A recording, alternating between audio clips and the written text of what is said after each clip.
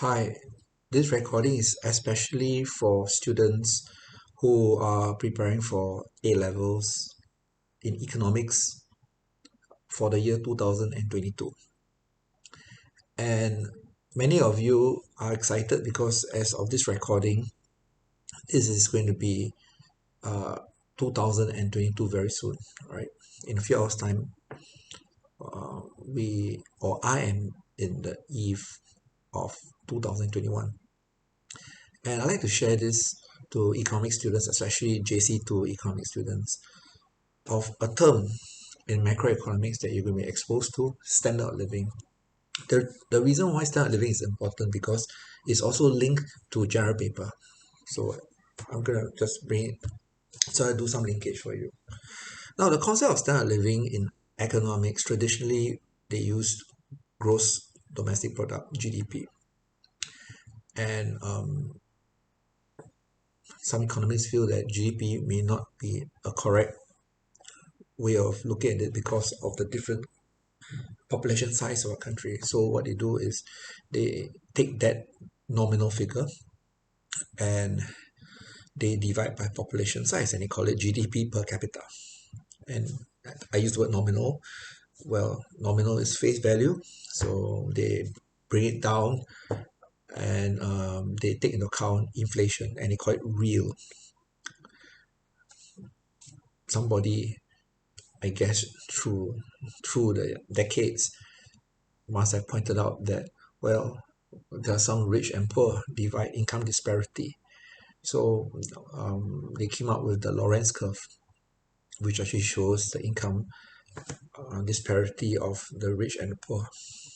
And the concept here, because economics is a social science, the concept here is that if there's a very large rich and poor divide, then perhaps the government needs some help. They're not doing enough to help people out.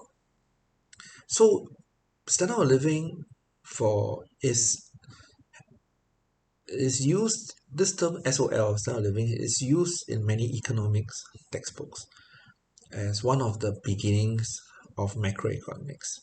Because once we talk about standard of living and then they bring in ADAS model, then somehow or the other they link it to economic growth. So the concept is very simple. The concept is if there is economic growth, and many students who are from JC1 knows the idea of economic growth can be represented from the production possibility curve, which is the PBC, right? If there's economic growth, then there's more opportunities, and more opportunities, GDP will increase. So by calculation, if GDP increases, then standard living improves.